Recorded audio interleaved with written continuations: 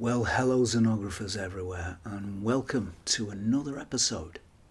Today we're going to take a look at this beautiful little camera. This is the Olympus E-PL8.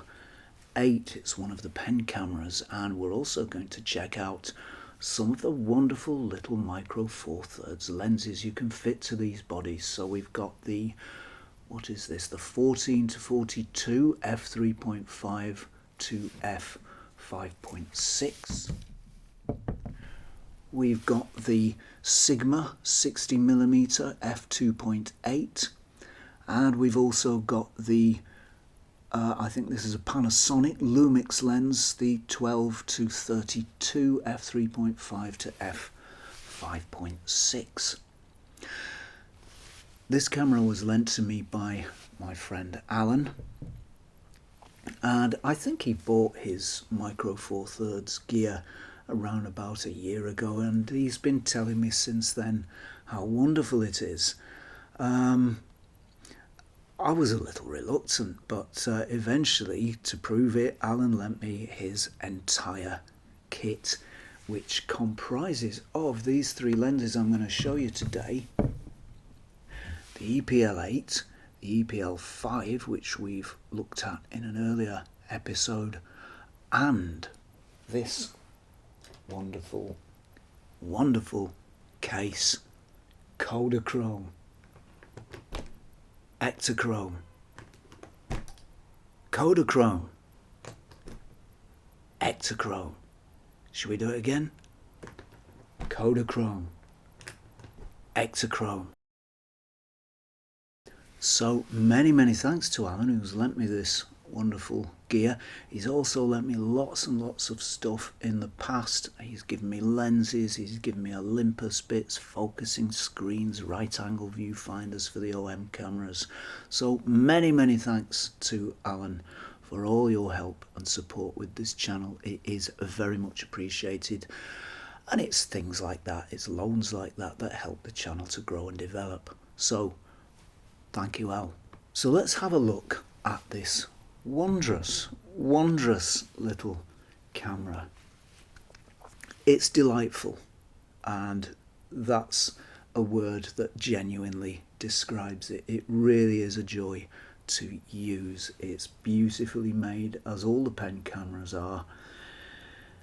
Metal top plate, metal body, everything very nicely and precisely machined. The controls are machined finished. You can see the turning marks on them where they've been turned on a lathe.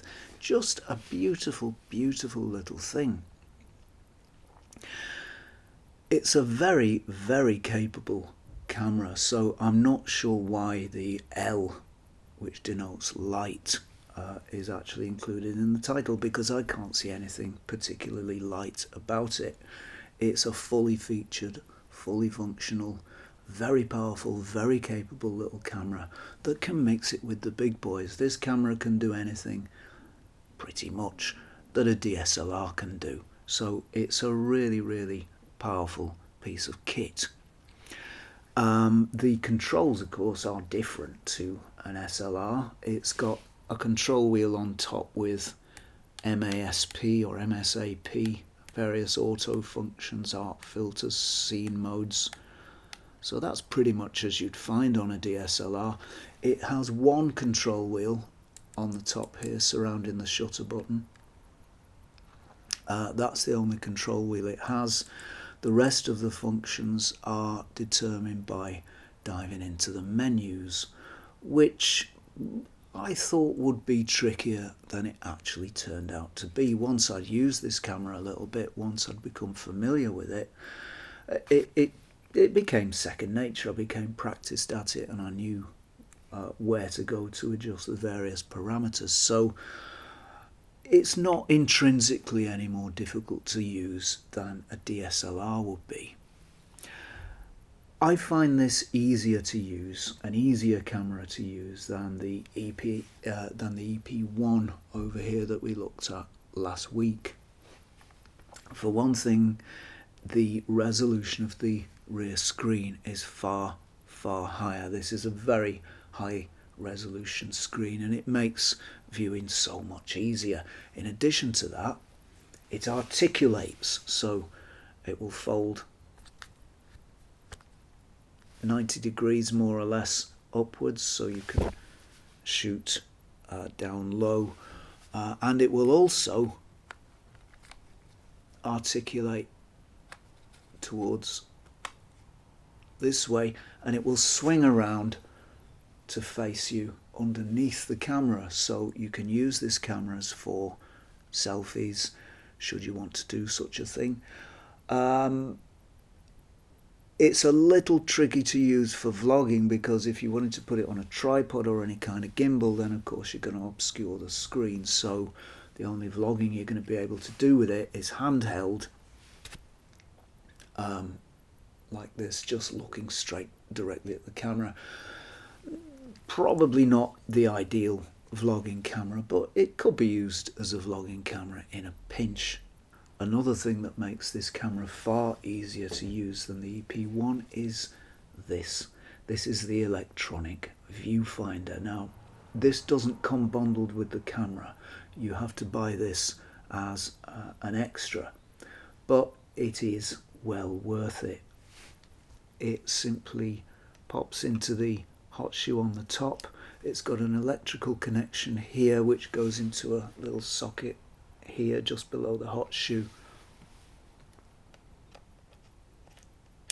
So it slides on like that, and this viewfinder really does turn this camera into something far more usable, and once you've got this on, it feels like any DSLR. And it's a very high res little screen as well. All the information's in the screen, everything you see on the rear screen appears in the viewfinder in the usual way. So this really is a great little addition. As with most things Olympus, it's beautifully made. It's got a little diopter adjustment here on the right hand side. It articulates, so you can lift it if you're shooting anything down low, so it will turn to 90 degrees, and you can use that if you're shooting down here and you want to get that angle just right. This is a beautiful little thing, and it's a really, really great addition to the camera. It's a great camera without it, but with it, it turns into a fantastic camera. Really well worth getting. I think Alan paid £80 for this one second hand, which is quite a lot cheaper than the new price, so you can buy bits for these cameras at very reasonable prices. This is not expensive photography by any means. A lovely little addition. This camera makes some very, very beautiful images. The Olympus color technology is, I think, the nicest of any camera manufacturer that I've seen. Sony comes close, but it's not quite as nice as Olympus. It just makes stunning, colourful images. And it's altogether a lovely, lovely little package. I've used it on auto white balance all the time I've been using it, and I've found that that's all I need. It can't really be tricked up. It's accurate for every situation. The shutter on this camera, as on all the Pen cameras, is really, really quiet, and that makes this camera very, very good for street photography. It's approaching the perfect street tool. It's very light, it's very small, it's very unobtrusive. The shutter's really, really silent. If you remember to turn the beep off for auto exposure confirmation, then it becomes even more silent and unobtrusive. An absolutely fantastic street shooter. Does have a tendency to overexpose, I found, and I did find myself knocking down the exposure compensation by maybe 1/3 or 2/3 of a stop. But that was really the only problem that I had with it, and as problems go, I don't think that's a very significant one. A very beautiful little camera, beautifully made, And of course, like all the pen cameras, it does hark back to the cameras of old. It's got the rounded corners, which are not unlike those on the old Leica 3 here. So it does hark back to a lot of old camera design. It's got this nice leather or leatherette. I don't know if it's actually leather. I think it's probably some artificial material, some plastic material, but it's beautifully soft and it reminds us of those old cameras, which is always nice. A very, very stylish machine, a very beautifully made little camera, and a camera that makes some really fantastic images. Very usable, very portable, a really nice little piece of kit. Now there are some wonderful lenses you can buy for Micro Four Thirds cameras, and many of them are not particularly expensive. We don't often look at modern lenses on this channel, but I've got some beauties for you today. Micro Four Thirds lenses tend to be very sharp, and as I understand it, they're specifically adapted to digital sensors. The rear element here is specially designed so that it, instead of scattering the light rays at an angle as they emerge from the lens, if you can imagine that in a conventional lens or a vintage lens, because film doesn't really mind what angle light hits it at, light scatters in at an angle, so like this from the back of the lens. In a Micro Four Thirds lens, they have a design that encourages the light to travel in a perpendicular manner so that it ends up hitting the sensor as near as it can to 90 degrees at a right angle. And so they're specifically designed for digital sensors. And my goodness, that shows. These are very, very nice lenses indeed. Really, really sharp. And, as I said, not particularly expensive. So let's have a look at this lens. First, this is the 14 to 42 f3.5 to f5.6 Olympus lens. This is a really, really nice little lens. It was the pretty much bog standard kit lens that you get with any Micro Four Thirds, or rather any Olympus Micro Four Thirds camera. There is a Panasonic version, which is this one from the GH2. As you can see, let me take this off here and compare them.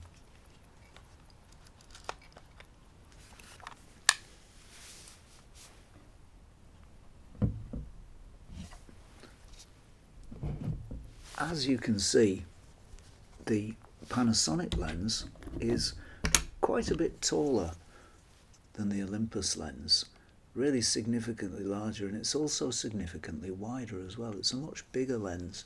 I don't know if the optics are the same. I suspect they may be similar, perhaps. So, zoomed in, again, there's a significant difference between them. So this really is a very small lens.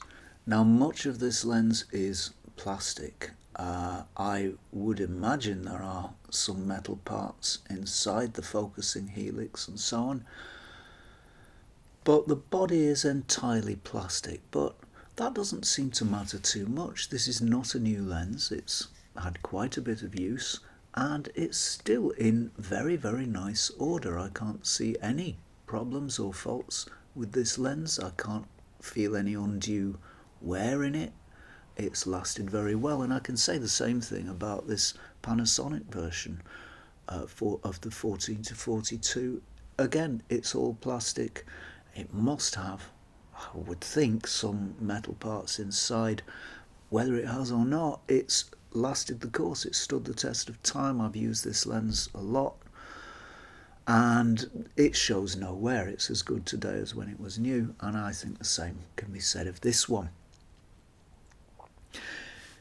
Even this kit lens is very, very sharp. That's inherent, I think, in the Micro Four Thirds system.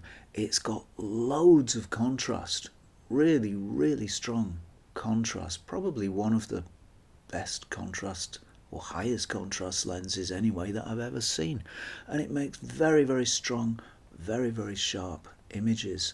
It makes great colours, although I think that's more to do with the Olympus colour science than the lens itself. I've tried this lens on the Panasonic GH2 and it doesn't do terribly well in terms of colours on that camera. That camera's not particularly renowned for the quality of the colours on its stills, so probably more to do with the Olympus technology, but certainly on an Olympus camera it makes some very, very beautiful colours indeed.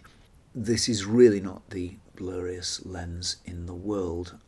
If you want blur from it, and it will make you some nice blur, it's very soft and it's very gentle, but if you want to make that blur, you're going to have to go right up close to your subject, and you really need to go to the long end of the lens. At 14mm, you're really not going to get much blur at all. Nevertheless, it will make you some if you want it. In terms of price, this lens will sell for around about £50 or thereabouts.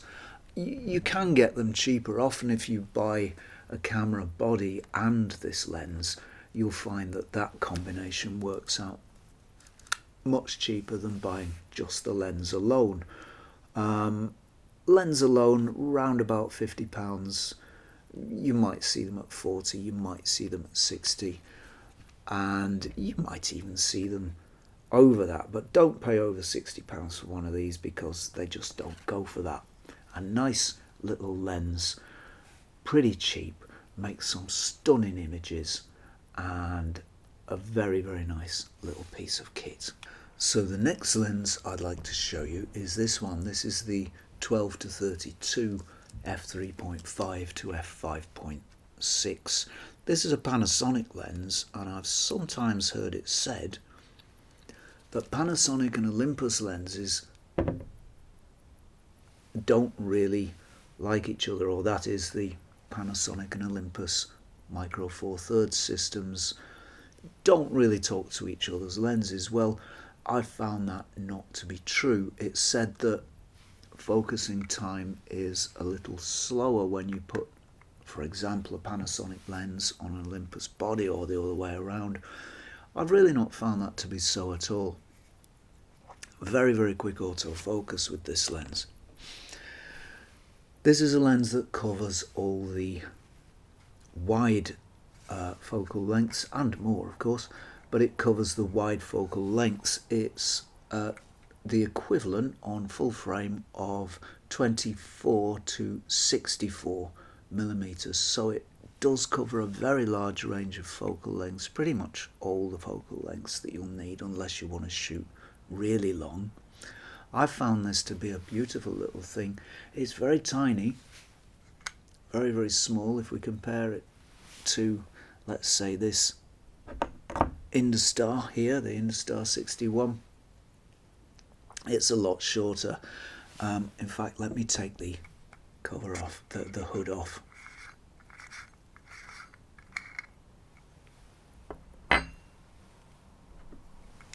So that really is a very small lens indeed. That's in its closed position. Let's open it up. So when you open it up, it goes to 12 millimeters at first, and it's getting a little longer now, but it's still a very small lens. Let's take it to the other end, and it actually gets shorter, almost at 32 millimeters, so it doesn't really vary much in size. Very, very small lens. And in fact, with this lens sitting on your camera, if it's closed, you can put it in a pocket. It's tiny, tiny little pancake lens. That's what, I don't think that's even an inch in dimension.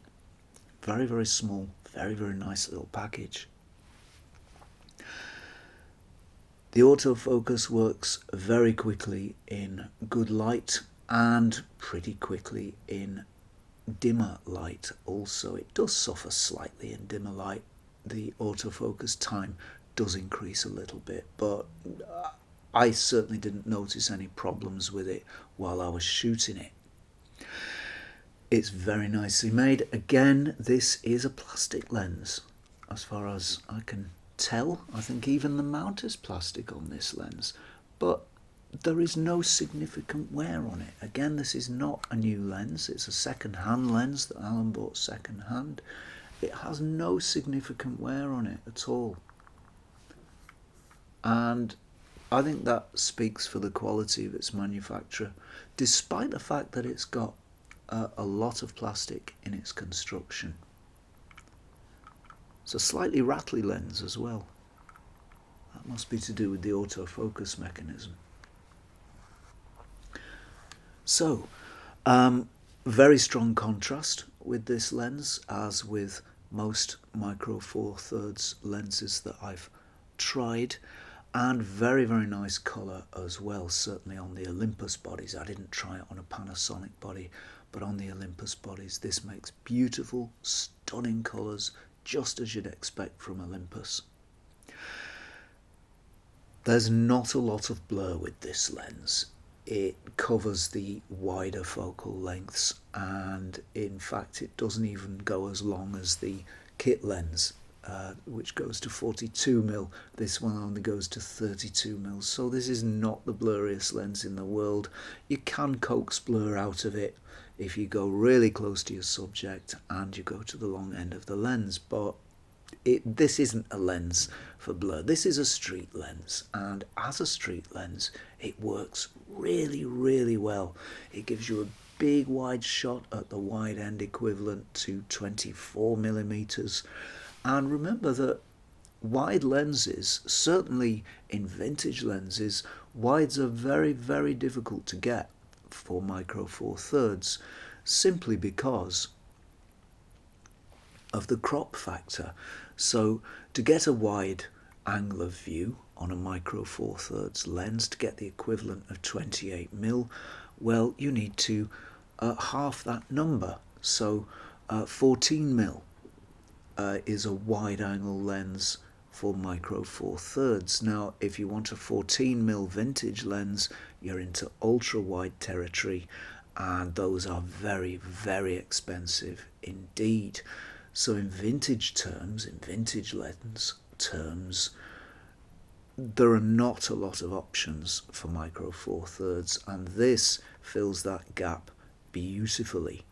The only vintage choices I can think of in terms of lenses for Micro Four Thirds cameras are the Pentax 110 lenses from the Pentax 110 SLR system, and those are not particularly expensive. They're not cheap lenses, but they're not particularly expensive. But I think this one does a rather better job. It's a very, very nice piece of kit indeed. And as far as cost goes, well, this one probably goes for around £90 to £100 or thereabouts. So really good value, not particularly expensive. Excellent optics, very, very sharp, very strong contrast, fantastic colour, and it focuses quite close too. I can't quite recall how close it focuses down to, because, oh, here we are, 0.2 meters, so that's really close, 20 centimeters. And that is a very, very versatile lens indeed. If you want one that can go from wide to what we'd call standard equivalent and beyond, well then this is the lens for you. Very, very nice little piece of kit. Now the third and final of today's lenses is this one. This is the Sigma 60mm 2.8, and this is a very nice lens. It's also a rather unusual lens because it has inside it, to work the autofocus mechanism, it has a linear motor. So there's no rotating parts in this at all. It's simply a linear motor, so there'll be a winding on a line and then couple of magnets, and according to how much current is applied, that motor will move back and forward. And that cuts out a lot of complexity, and it's also a nice thing to have. It's a unique piece of engineering. I don't know if there must be other lenses with linear motors in them, but this is the first one that I've encountered, and it's really an interesting thing. It does have, when it's off power, when it's not powered on, it does have a little bit of a rattle, where I assume the components that move forwards and backwards when it's powered up are loose. There's nothing to hold them in place, and so you can hear them, but that's no problem. If you want blur, this lens is your friend. It's a 60mm, so that means that the field of view it gives is equivalent to 120mm on full frame. So it's a long lens, but that's fine. I actually rather like a long lens. I think they're great on the street. They're great for any number of things. So this lens will give you as much blur as you want, both up close, and it'll even give you some separation at longer distances, though of course not as much as a full frame camera would, but nevertheless it is there. And this is one of the few lenses that you can use on a micro four thirds camera and be assured of getting some background blur if you shoot wide open, if you want it. So the long focal length plus that f2.8 maximum aperture equals blurry goodness. It's beautifully made. There is some plastic in its construction, but there's also some metal as well. It's got this lovely big metal focus ring which is completely smooth. I can hardly feel any machining marks on there at all. It's a beautiful thing. I actually rather like this, but I know some people don't. They find it a little bit slippy to grip, but I find it grips just fine. And when you turn that ring, it's such a beautiful, soft mechanism. It's really, really nicely lubricated, nicely engineered. There's no play on that ring at all. This is a really well-made lens. It's not as small as the other lenses. It's around about the size of a 50mm lens on full frame would be. So if we compare it to this lens here, this is the Helios 44, we'll see that it's probably, when I've got the adapter off, we'll see it's probably around about the same size. And yeah, it's actually about the same size as the Helios 44, which is a 58mm. This is a 60mm, so that makes sense.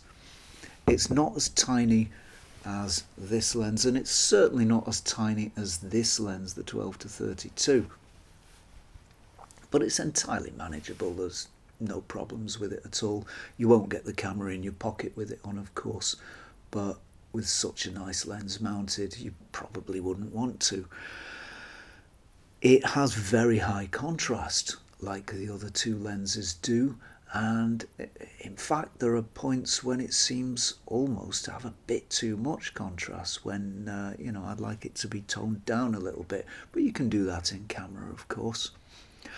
It has very fast autofocus in good light, but it does hunt a bit in low light. It's not as snappy in low light as either of the previous two lenses, the 12-32 or the 14-42.